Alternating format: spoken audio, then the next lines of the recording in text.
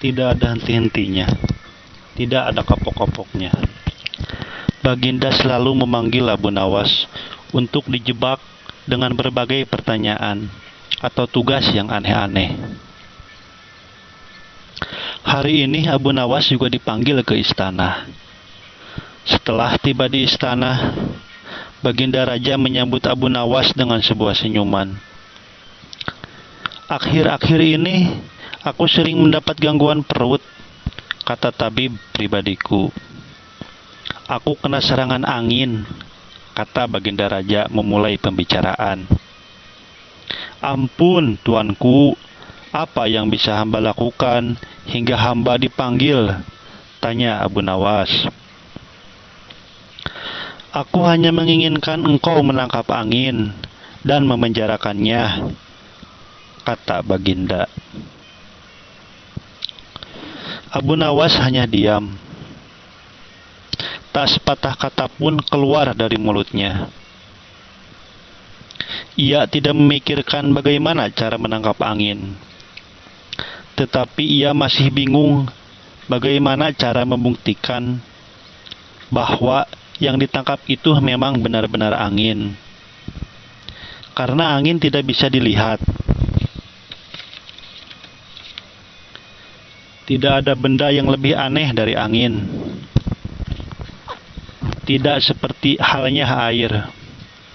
Walaupun tidak berwarna, tetapi masih bisa dilihat. Sedangkan angin tidak. Baginda hanya memberi Abu Nawas waktu tidak lebih dari 3 hari.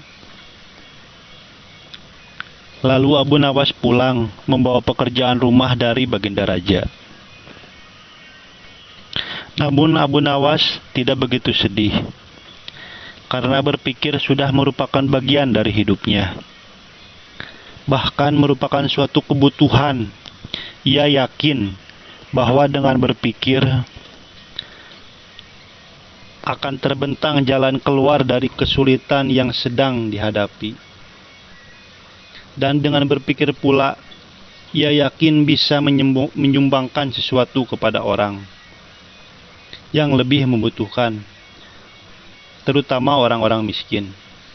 Karena tidak jarang Abu Nawas menggondol sepundi penuh uang emas, hadiah dari Baginda Raja atas kecerdikannya. Tetapi sudah 2 hari ini, Abu Nawas belum juga mendapatkan akal untuk menangkap angin, apalagi memenjarakannya. Sedangkan besok adalah hari terakhir yang telah ditetapkan Baginda Raja. Abu Nawas hampir putus asa. Abu Nawas benar-benar tidak bisa tidur walau hanya sekejap. Mungkin sudah takdir. Kayaknya kali ini Abu Nawas harus menjalani hukuman karena gagal melaksanakan perintah Baginda. Ia berjalan gontai menuju istana. Di sela-sela kepasrahannya kepada takdir, ia ingat sesuatu, yaitu Aladin dan lampu wasiatnya. Bukankah jin itu tidak terlihat? Abu Nawas bertanya kepada diri sendiri. Ia berjingkrak kegirangan dan segera berlari. Sesampai di rumah, ia secepat mungkin menyiapkan segala sesuatunya, kemudian menuju istana. Di pintu gerbang, Abu Nawas langsung dipersilakan masuk oleh para pengawal, karena Baginda sedang menunggu kehadirannya. Dengan tidak sabar, Baginda langsung bertanya kepada Abu Nawas. Sudahkah engkau berhasil memenjarakan angin? Hai Abu Nawas. Sudah Paduka yang mulia, jawab Abu Nawas dengan muka berseri-seri sambil mengeluarkan botol yang sudah disumbat. Kemudian Abu Nawas menyerahkan botol itu.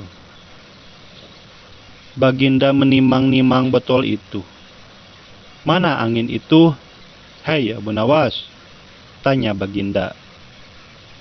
Di dalam, tuanku yang mulia, jawab Abu Nawas penuh takjim. Aku tak melihat apa-apa, kata Baginda Raja. Ampun, tuanku, memang angin tak bisa dilihat. Tetapi, bila Paduka ingin tahu angin, tutup botol itu harus dibuka terlebih dahulu, kata Abu Nawas menjelaskan. Setelah tutup botol dibuka, Baginda mencium bau busuk, bau kentut yang begitu menyengat hidung. Bau apa ini? Hei Abu Nawas, tanya Baginda marah. Ampun tuanku yang mulia, tadi hamba buang angin dan hamba masukkan ke dalam botol.